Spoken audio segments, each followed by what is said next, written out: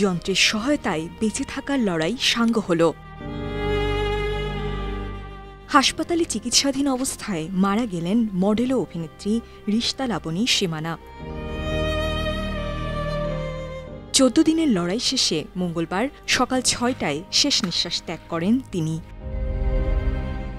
সীমানার মৃত্যুর খবর নিশ্চিত করেন তার ছোট ভাই এজাজ বিন আলী।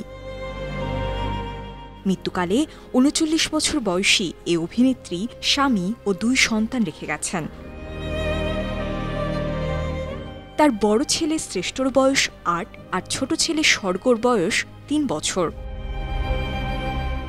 গেল 21 মে রাতে হঠাৎ অসুস্থ হয়ে পড়েন সীমানা। সেদিন রাত 11:30টার দিকে তাকে দ্রুত ধানমন্ডির বেসরকারি একটি হাসপাতালে ভর্তি করানো হলে জানতে পারেন মস্তিষ্কে রক্তক্ষরণ হয়েছে।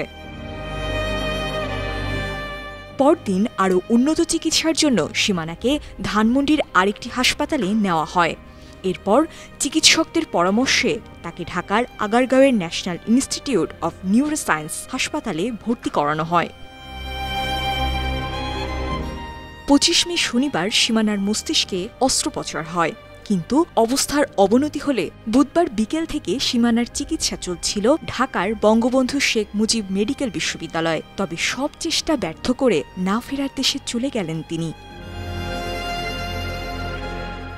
2006 সালে লাক্স চ্যানেল আই সুপারস্টার প্রতিযোগিতার মাধ্যমে বিনোদন অঙ্গনে পরিচিতি লাভ করেন সীমানা।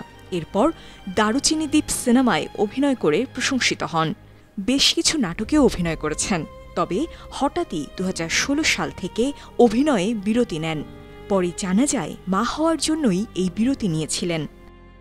গেল বছর দীর্ঘ বিরতি ভেঙে আবারও নাটকে অভিনয় শুরু করেন, কিন্তু ভাগ্যের নির্মম পরিহাসে অকালেই চলে গেলেন সীমানা। দুপুরে চ্যানেল আই প্রাঙ্গণে অভিনেত্রীর প্রতি শেষ শ্রদ্ধা জানানো শেষে শেরপুরের নকলায় পারিবারিক কবরস্থানে দাফন করা হবে সীমানাকে। সীমানার অকাল মৃত্যু অনেকের মতো মেনে নিতে পারছেন না তার সহকর্মীরাও। সোশ্যাল মিডিয়ায় অভিনেত্রীকে স্মরণ করে শোক প্রকাশ করছেন তারা। এমন অপ্রত্যাশিতভাবে চলে গেলেও সীমানা তার ভক্ত ও গুণগ্রাহীদের মনে চির অম্লান হয়ে থাকবেন। News desk, 52 TV.